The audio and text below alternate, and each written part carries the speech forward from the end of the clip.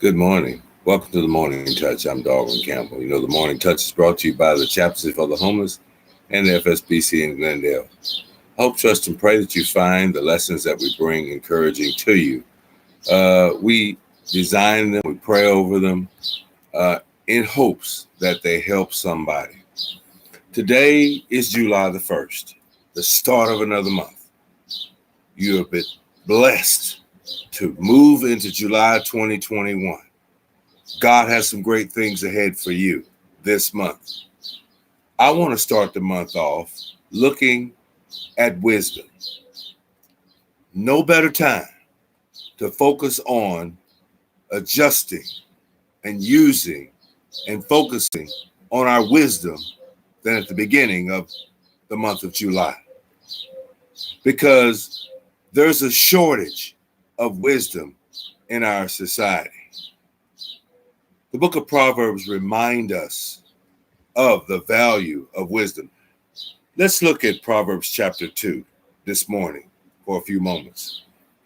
Proverbs 2 says, "My son, if you receive my words and treasure my commands within you, so that you incline your heart to wisdom and apply your heart to the understanding.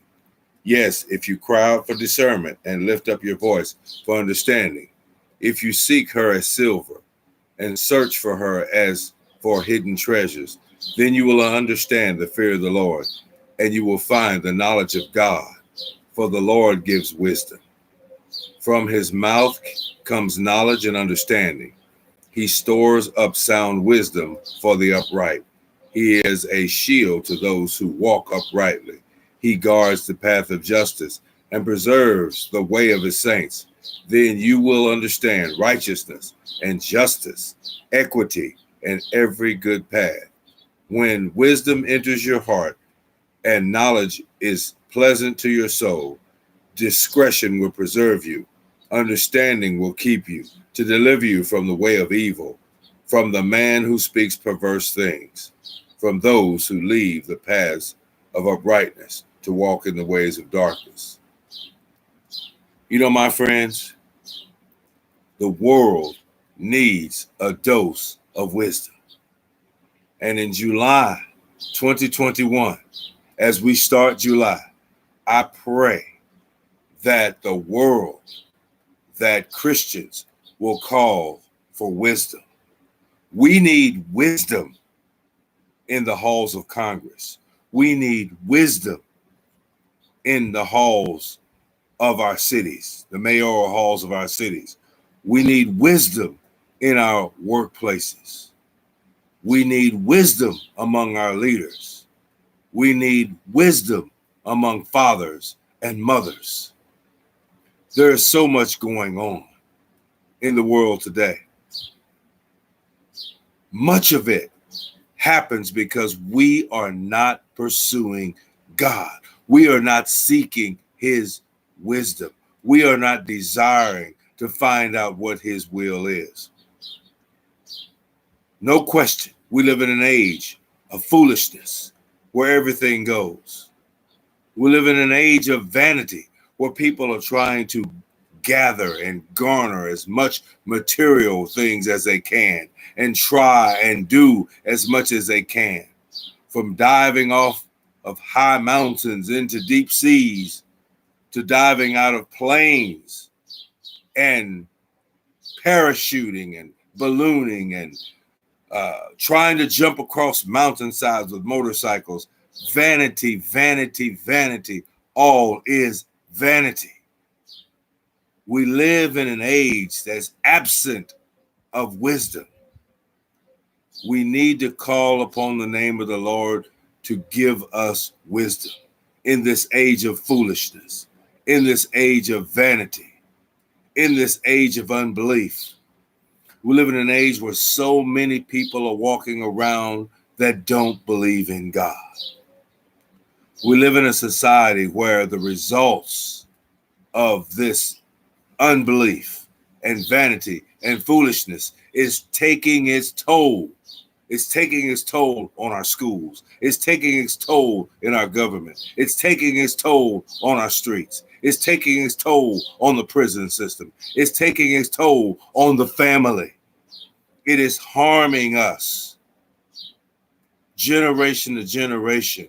Without God's wisdom, we are lost.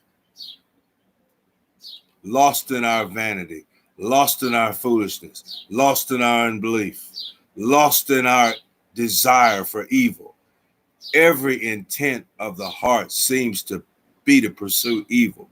There isn't a night that passes where a news anchor isn't reading some outlandish story and you wonder, why does this happen?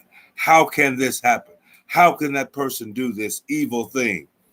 Because of the lack of God's wisdom and the influence of wisdom on the heart of mankind. You see, God doesn't make things better. God doesn't make things worse. He makes things better. God makes things better. His wisdom makes things better. And when we remove that wisdom from our hearts and our minds and our lives and our presence, when we remove God's wisdom away, we have a spiritual problem. Because you see, wisdom and righteousness exalts a nation, but sin is a reproach to any people. Let it be known that this nation, as we move towards the 4th of July, this nation needs to restore biblical, godly wisdom in its halls of government, in its homes and families, in its schools, and in its workplaces. My friends, if God's wisdom was dominant in these places, we would see crime go down. We would see outlandish stories in the news be reduced. We would see fewer shootings in our major cities. You know, I was saddened just to read a story this morning where a lady was shot. She took her son to the Naval Academy to start college. Her and her husband were sitting on a balcony of a hotel building in Annapolis, Maryland. She caught a bullet and died. What set out to be a joy trip to send your son off to school ended up in tragedy because somebody shot a stray bullet. This nation needs wisdom. Wisdom must be brought back into our streets and into our homes and into our halls of government. This is out of control because we have removed the influence of God. There is a need in our country, in our nation, in our community, in our streets to restore wisdom. We need to pray and ask God for wisdom, Bible, biblical, spiritual, godly wisdom to be restored amongst our leaders, our workplaces, our fathers, our mothers. We need to pray that the Lord will send us wisdom and give us a full dose of vaccination and inoculation of wisdom, biblical wisdom, because that is the best thing for us. If we want to turn around our spiritual condition, we need to stop listening to those who lead the charge for foolishness. We need to turn our hearts away from those who lead the charge of vanity. We need to stop following those who live lives full of unbelief and those who are pursuing evil desires. It is only through God's wisdom that we can change the course of our country. My friends, if you receive my words, treasure my commands within you, incline your ear to wisdom, and apply your heart to understanding, you will receive discernment. For the Lord gives wisdom. If you seek her as silver, then you will understand the fear of the Lord. He will store that wisdom up, and you will understand righteousness, justice, equity, and a good path. My friends, in July, pray that wisdom will be the dominant factor that will change the course of where we're going as a country. Pray for God's wisdom and dispatch the age of foolishness, the age of vanity, the age of unbelief, and the age of evil desire. It's time to restore God's wisdom now. The Morning Touch is brought to you by the Chapter for the Homeless and the FSBC in Glendale. We hope that you've been encouraged. This month, call for God's wisdom to be restored all throughout the land. See you next time on The Morning Touch.